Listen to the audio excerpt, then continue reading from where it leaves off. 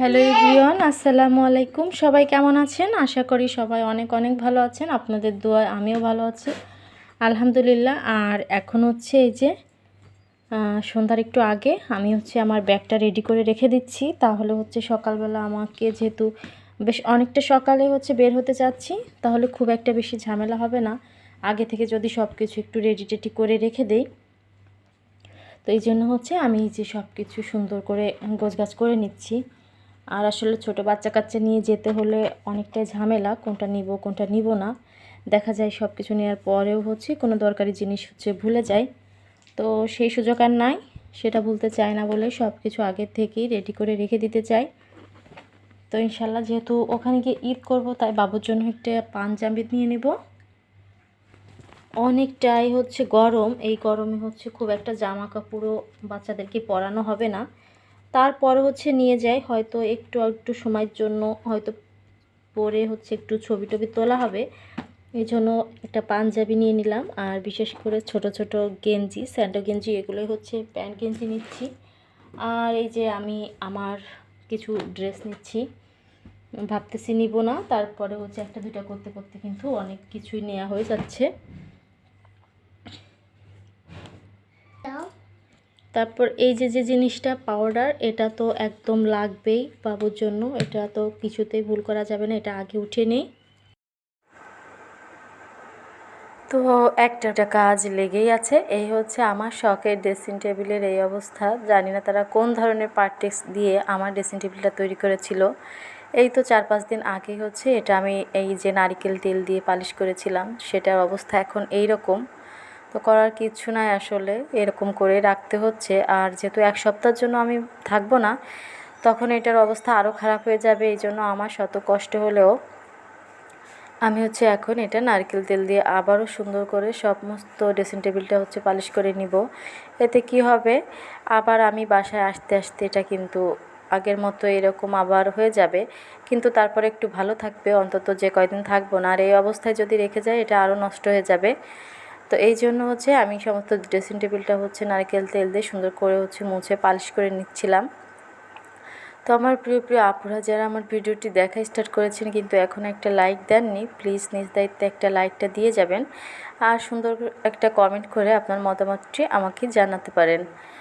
আর তারপরে যে দেখতে পাচ্ছেন, আর আজকে ভিডিওটা কিন্তু একটু অন্যরকম, একটু ইন্টারেস্টিং। তো দেখতে থাকুন ইন্টারেস্টিংয়ের ব্যাপারটা কি, আশা করি আপনাদের কাছেও অনেকটাই ভালো লাগবে।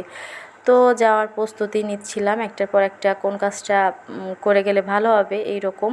তো এরপর এই যে ড্রেসিং টেবিল সম্পূর্ণটাই কিন্তু আমি ক্লিন করে নিলাম। আর আমার যে 2টা গাছ আছে, সেই গাছ 2টাকে আমি হচ্ছে বোতলের পানি ফেলে দিয়ে, পরিষ্কার পানি দিয়ে গাছগুলোকে ভালো করে ধুয়ে একদম সুন্দর করে গোসল করিয়ে আর কি যে রেখে দিলাম, যাতে ওরাও একটু ভালো থাকে।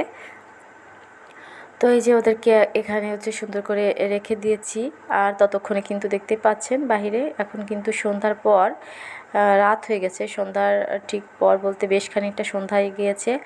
এরপর ডাল রান্না করে হচ্ছে 9টার দিকে একটু বাহিরে এসেছিলাম ছেলেকে নিয়ে। খুবই ঘরের ভিতরে খারাপ লাগতেছিলো, এই জন্য একটু বাহিরে আসলাম। আর এসে হচ্ছে এই অবস্থা। এই যে এখানে একটা পাখি দেখতে পাচ্ছেন, এই পাখিটা হচ্ছে আমার বাবু গিয়ে ওকে তাড়াচ্ছিল। তো এইভাবে হচ্ছে ও পড়েছিল। তো আমরা যেখানে বসি উপরে একটা খাম্বা আছে, কারেন্টের খাম্বা, সম্ভবত শর্ট খেয়েছে। আর এটা হচ্ছে বাচ্চা পাখি, দেখতে পাচ্ছেন। ওকে উড়ানোর চেষ্টা করতেছিলাম কিন্তু কিছুতেই উড়তে পারতেছিল না। তো আমি হচ্ছে ওকে একটু পানি খাওয়ালাম ঘরে নিয়ে গিয়ে। একটা আজব ঘটনা ঘটলো। আর এখানে অনেক মানুষ আসতেছিল সবাই পাখিটাকে দেখতে। আর পাখিটার হচ্ছে একটা পায়েও সমস্যা মনে হচ্ছে, যথাসম্ভব ও হচ্ছে কারেন্টের তারে সম্ভবত শর্ট খেয়েছে, একটা চোখও বন্ধ। তো সব মিলে হচ্ছে বাইরে বসেছিলাম অনেকক্ষণই। প্রতিদিন এভাবে বসে থাকা হয় রাতের বেলা, আমার একটু ভালোই লাগে। প্রচণ্ড গরমে ছেলেকে একটু রাতের বেলা হচ্ছে বাসার সামনে কোনো গাড়ি ঘোড়া থাকে না, ও একটু খেলে। তো ব্যাপার হয়েছে যে পাখিটার জন্য অনেক মায়া লাগতেছিল, কারণ এভাবে যদি ওকে রাস্তায় ফেলে রেখে যায় তাহলে দেখা যাচ্ছে এখানে প্রচুর বিড়াল, তারপর হচ্ছে কুকুর আছে, ওরা ওকে খেয়ে নিবে। তো ছেলের বাবা ততক্ষণে চলে এসেছে, 10টার বেশি বাজে। সেই বলল ওকে ঘরে নিয়ে চলো। আমিও ভাবলাম যে রাতটা ঘরে নিয়ে রাখি, সকাল হতে হতে যদি চাঙ্গা হয়ে যায় তাহলে হচ্ছে ওকে সকালবেলা ছেড়ে দিব, যেহেতু এখন একদমই উঠতে পারতেছে না। আর খুবই অসুস্থ। তো এই যে ঘরে নিয়ে আসলাম, ওর আব্বু একটু ওকে সচল করার চেষ্টা করতেছিল, কিন্তু সে এইভাবে একদম চুপচাপ বসে আছে। তো এরপর হচ্ছে একটু পানি আর একটু খুদ খাওয়ালাম, চাল একটু ভেঙে দিয়ে খাওয়ালাম, কিন্তু সেটা সে হজম করতে পারতেছে না, আবার মুখ দিয়ে নিজেই হচ্ছে ফেলে দিয়েছিল। আর আমার ছেলেটা হচ্ছে ওকে হচ্ছে কি করবে বুঝতেছে না, আব্বুকে আদর করতে দেখে ওর হচ্ছে হিংসা হচ্ছে। আবার ওর ভালোও লাগতেছে, বলে যে আম্মু পাখিকে এর ভিতর রাখো। সত্যি কথা বলতে কি আমাদের সবার এত বেশি মায়া লাগতেছিল। আমার হাজব্যান্ড তো বলতেছিল যে অবলা প্রাণী, ওদেরকে প্রতি আসলে অনেক মায়া লাগে। তো এই যে ফাইনালি আমাদের ছোট্ট খোকাটা এখন কিন্তু সকালবেলা ও অনেকটাই চাঙ্গা হয়ে গিয়েছে। একবার ডেকে হচ্ছে প্লাস সাথে উড়ারও চেষ্টা করতেছিল। তো আমি তো চলে যাব কিছুক্ষণ পর, খুবই টেনশন আছে পাখিটাকে নিয়ে কী করব।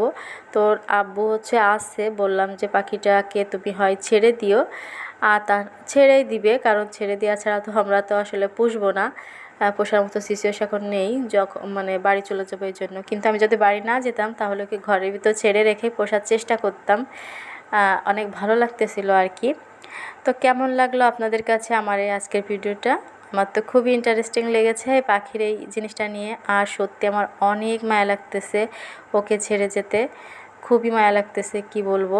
নিজ হাতে খাবার খাওয়ালাম এই জন্য হয়তোবা।